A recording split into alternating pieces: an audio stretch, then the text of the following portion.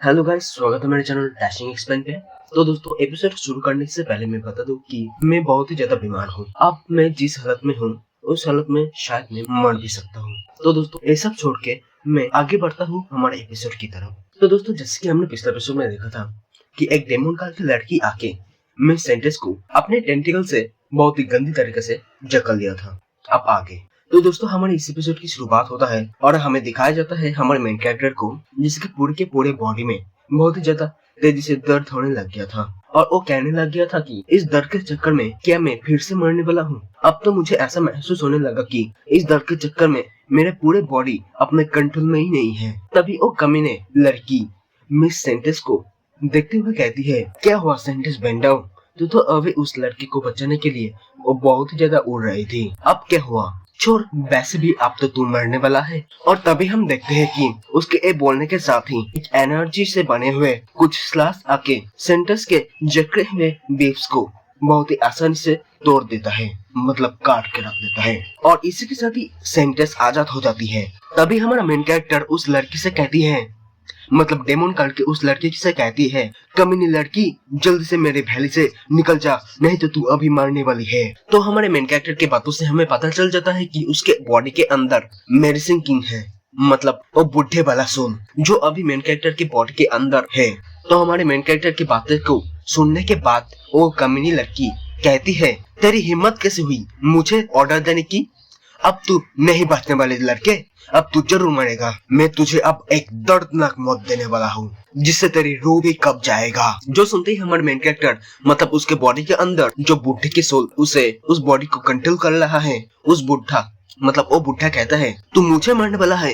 ये तो तेरे सपने में भी संभव नहीं हो पाएगा। तुझे जब अब इतना ही चुल मचा है मुझे मारने की, तो तू मेरे इस अटैक को काउंटर करके दिखा लड़की। ये बोलने के साथ ही मेन कैरेक्टर उस डेमन कल के लड़की के ऊपर एक एनर्जी से बने हुए पाम अटैक कर देता है, जिसे रोकने के लिए वो लड़की उस पाम अटैक के ऊपर एक स्लैश अटैक करती है। लेकिन उसके वो स्लैश अटैक उस पाम के साथ टक्करने के साथ ही पूरी तरह से डिस्ट्रॉय हो जाता है, जो देखने के साथ ही वो लड़की बहुत ही हैरान हो जाती है और मणिमन कहती है, अब बहुत देर हो चुका है।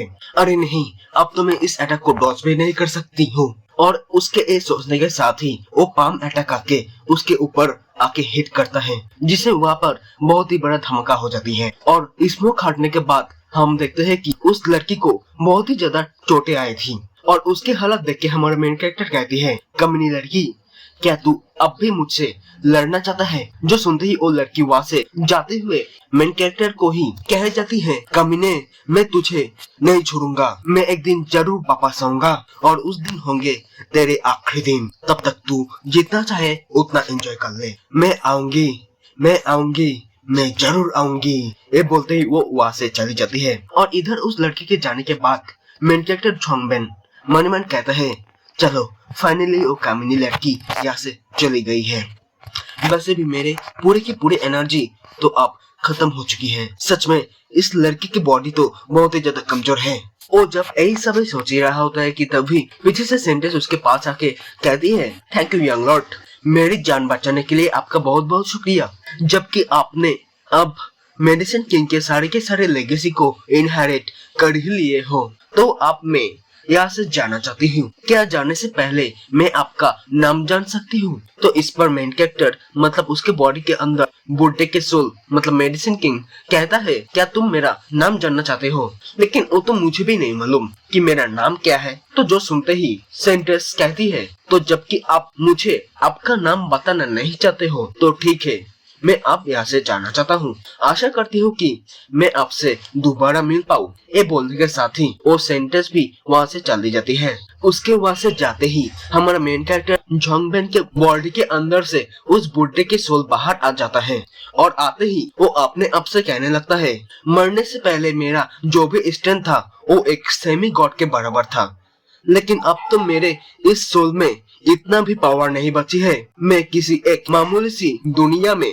किसी सेट के किसी लीडर का भी सामना कर पाऊं। तो वो झोंगबेन के बॉडी से बाहर आके झोंगबेन से कहता है, यंग मैन, मेरा जो भी लेगेसी था वो मैं तुम्हें दे दिया है। अब तुम उस लाइब्रेरी में रह के, मतलब जो तुम्हारे सोच के अंदर लाइब्रेरी है, वहाँ पे जाके तुम मेरा जो भी नॉलेज है वो सभी गेन कर सकते हो और फ्यूचर में मेरे तरह एक मेडिसिन किंग बन सकते हो।